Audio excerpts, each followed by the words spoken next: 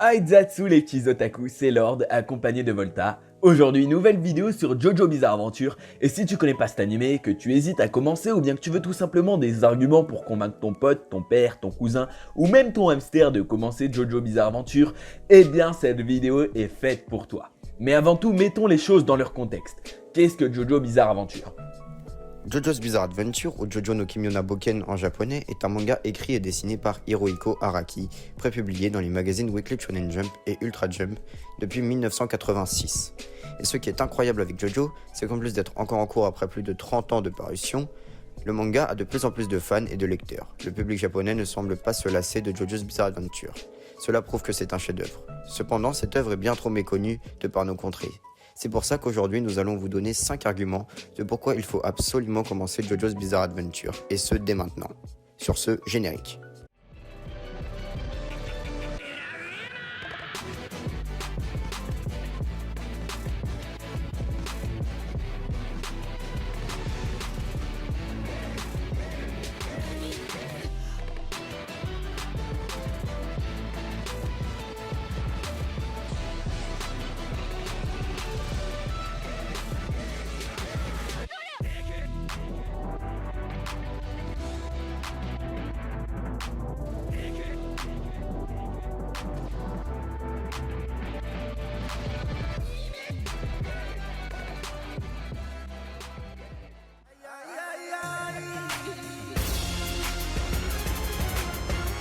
Normalement, tu n'es pas sans savoir que JoJo est composé de plusieurs parties, 8 précisément, comptant chacune sa propre intrigue et ses propres personnages. Cependant, ils ne sont pas les seuls à changer à chaque transition.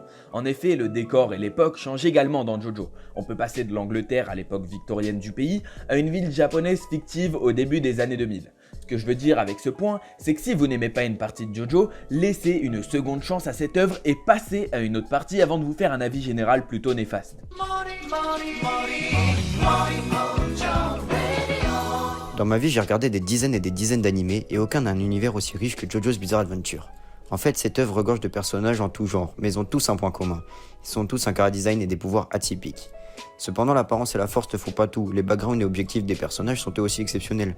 Regarde, je prends l'exemple des méchants par exemple, qui n'ont pas pour simple but de devenir immortels ou maîtres du monde, mais des volontés plus réalistes. De surcroît, Araki nous donne parfois le point de vue du méchant pour que nous puissions comprendre ses souffrances et la cause de ses crimes. Je trouve que c'est très bien fait car nous pouvons nous mettre dans la peau de deux personnages différents, ayant des avis contraires, voire littéralement opposés. Un autre point important au niveau des personnages, c'est que les personnages principaux ne sont pas systématiquement protégés par le scénario. Dans JoJo, les personnages peuvent mourir d'un épisode à l'autre. Je suis peut-être sadique, mais je trouve que c'est un point positif car cela rajoute du réalisme. Transition parfaite, qui dit personnage mémorable, dit combat mémorable. Qu'ils soient à main nue, à l'épée ou même par l'utilisation des arts martiaux, ils sont la définition même de virilité et de force à l'état pur. Mais en plus de ça, ils sont tous uniques et regorgent de sensations fortes, bien que les personnages soient souvent immobiles. Volta explique-leur. Ah, les fameux stands. Pour trouver leurs origines, il faut retourner à la troisième partie de l'œuvre, soit Stardust Crusader. Ils sont rares et sont des matérialisations physiques de l'esprit très puissantes, capables d'envoyer des attaques plus ou moins dangereuses en fonction de leur capacité. Un stand peut attaquer n'importe quoi, humain, animaux, objets, mais seul un stand peut venir au bout d'un autre stand. Merci beau gosse. Bon, en gros, si vous avez toujours pas compris, un stand c'est un fantôme visible et vulnérable seulement par les autres manières de stand. Or, cela ne veut pas dire qu'il est inefficace pour les personnes lambda. En effet, vous pouvez très bien être sous l'emprise d'un stand tout en étant une personne quelconque. Revenons-en à JoJo. Même si les stands sont importants, ils ne font pas tout. En effet, il faut également un minimum de stratégie, et c'est là que ressort le génie d'Araki, car en plus de créer des pouvoirs plus impressionnants les uns que les autres, tels que le pouvoir d'arrêter le temps, ou même de lire dans le passé d'un individu, l'auteur laisse place à des stratégies de combat qui sont étonnamment toujours cohérentes. Honnêtement, je n'ai jamais relevé une facilité scénaristique dans un combat de JoJo. JoJo's Bizarre Adventure connaît une récente adaptation animée disponible sur plusieurs plateformes, ADN, Crunchyroll et Netflix. Mais cette adaptation est sans doute l'une des meilleures adaptations que le monde de la Japanimation ait connue. En effet, ce n'est pas rare qu'un animé ne soit pas fidèle au manga et prenne certaines libertés, notamment dans la première adaptation de FMA qui modifie la fin de l'œuvre, ou encore l'adaptation de Death Note qui simplifie le manga pour permettre une compréhension simple et globale. Mais dans le cas de JoJo's, le scénario est respecté à 100%, aucune défaillance scénaristique. Mais ce n'est pas tout. Contrairement à d'autres grands animés comme Hunter x Hunter ou Kingdom, l'animé JoJo n'est pas censuré par rapport au manga.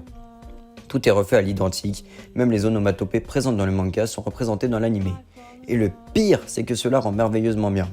Dernier point au sujet de l'animé, j'ai déjà entendu de nombreuses critiques au sujet de l'animé de One Piece par exemple, comme quoi il tuerait l'émotion que le manga sait parfaitement mettre en œuvre. Eh bien, je peux pas vraiment contredire, les scènes de tristesse intenses et épiques sont souvent moins bien dans l'animé que dans le manga.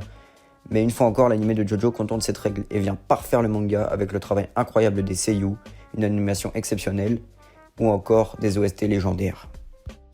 En réalité, il existe bien plus que 4 raisons de commencer JoJo, mais pour toutes vous les citer, nous aurions été obligés de vous spoil pour illustrer nos propos, et ce n'est vraiment pas le but de cette vidéo. Cependant, prenez bien en compte le fait que nous venons seulement de vous présenter une minime quantité des qualités dont regorge JoJo Bizarre Adventure. Nous espérons que la vidéo vous a plu et vous aura encouragé à commencer JoJo. Sachez que c'est une première pour Volta et moi, et que nous comptons sur vous